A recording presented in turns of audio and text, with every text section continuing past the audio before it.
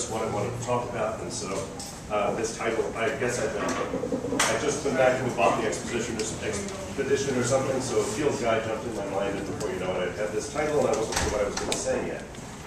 But what's interesting about a field guide as a metaphor is that those of us who are interested in nature and interested in understanding what's going on out there go out into the natural world and encounter some degree of chaos that seems to be operating on a hidden system of order that we can't always see. So what a field guide does is just offer some tips for identifying each category of thing that you're seeing and explains how they relate to each other. The very important thing about a field guide is that it tries to describe without judging or recommending. A good field guide is not going to tell you which is the most beautiful lily in the meadow. You will have to figure that out for yourself, but it will tell you that this is a lily and that's a lily, and that they're related in this or that way.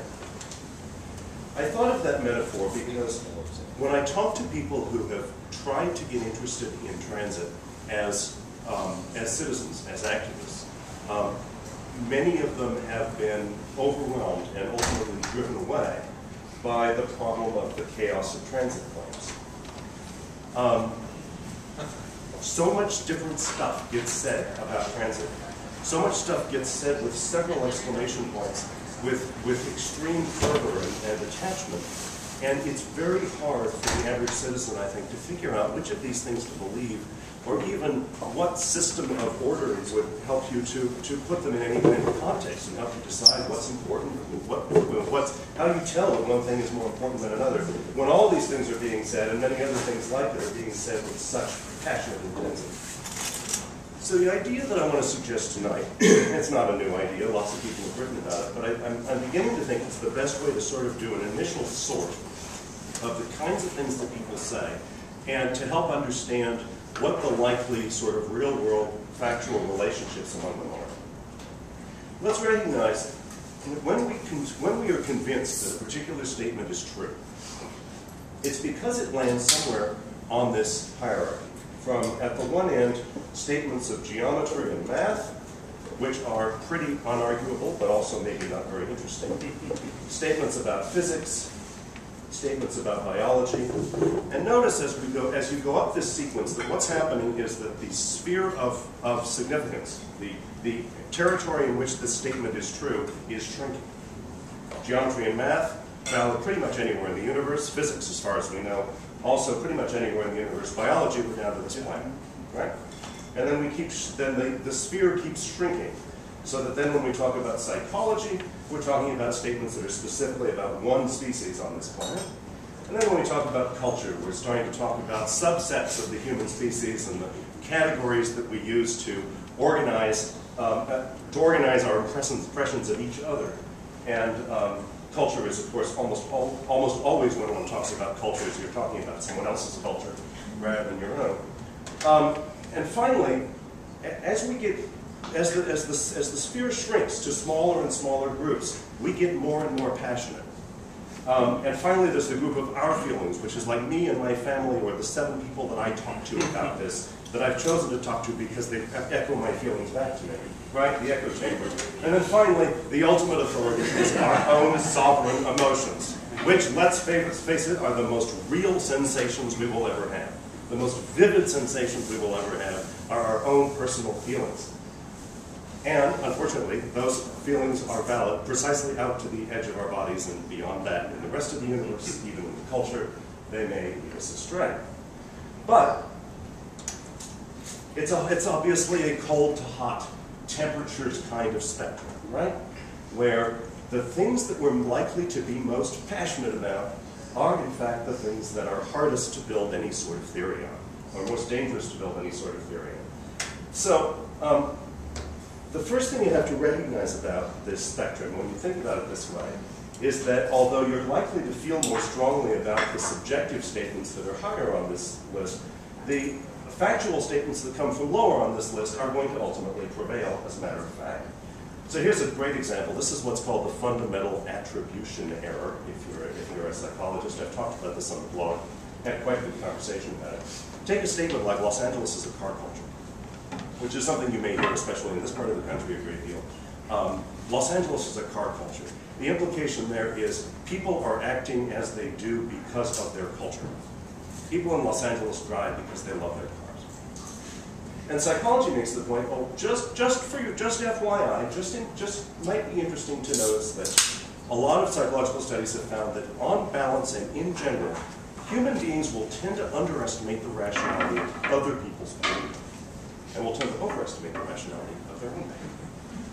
But the really interesting point is that human beings tend to underestimate the rationality of the actions of others. What does that say? Well, that says, okay, maybe people in Los Angeles are driving because it is a rational response to their situation. Maybe there isn't a car culture. Or at least the fact that lots of people in Los Angeles are driving their cars isn't evidence that there's a car culture. It's just evidence that lots of people are maybe rationally responding to a situation that I don't fully understand. And that's generally the message of the FAE. Whenever you're tempted to say, oh, that's just their culture, try and notice that. Notice that this is an error that the human mind tends to make. And open your mind to the possibility that people are not acting as a consequence of their culture. They're acting rationally. They're acting rationally in response to a situation that you don't understand completely.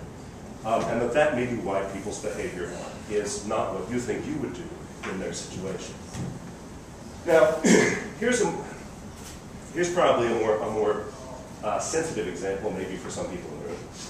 But when I mention in discussions about streetcars, particularly about streetcars in mixed traffic, now and then I make the point that in mixed traffic, many situations that would trap a streetcar would not trap a bus. That's kind of geometry. That's, if you make a mathematical model of what a streetcar is and the fact that it can't move laterally, and you make a mathematical model of what a bus is, then yes, indeed, buses have certain capabilities to get through real-world situations that streetcars don't have. And I just find, and this is not to take a comprehensive view on a bus versus streetcar question. I don't have a comprehensive view. But I do think it's interesting that when I say this, what I usually hear back is, yes, but drivers are more likely to give way to streetcars than to buses. And that may be true in your culture, in this cultural moment. But you know what? The culture can change and the geometry won't. So there's a caution there that if you're going to set up a cultural generalization as a reason not to worry about a geometrical generalization, be careful. Just be careful. That's all I'm saying. Because ultimately, the geometry is the thing that you can count on being true in the long term. So, what are the extremes of this spectrum like? Obviously, it's a spectrum that runs from cold to hot, from universal to the most subjective, from the most reliable to the most unreliable, from the most timeless to the most urgent. Ultimately, the cold facts of geometry are, relatively speaking, universal, reliable, timeless, dull, and abstract.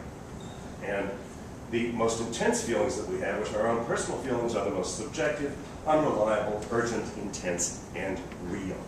When you're having an emotion, there's no debate about it. So, what we tend to find is that if the impetus that comes from the colder end of the spectrum tends to generate attitudes and views that we might put under the category of practicality. Whereas coming from the other direction is both a lot of what we would call vision, which comes from a very deeply felt sense of home and a sense of connection with a place, but also though, by the same token, what we call NIMBYism, which is also ultimately about an attachment to home. We're always trying to get this balance right, because great ideas need to be both practical and visionary. And we're always negotiating with NIMBYism and conservatism in general, because NIMBYism is fundamentally a feeling about home, and home is a pretty fundamental thing. Here's a little bit of comic relief, as long as you're not in this situation. This bird is called an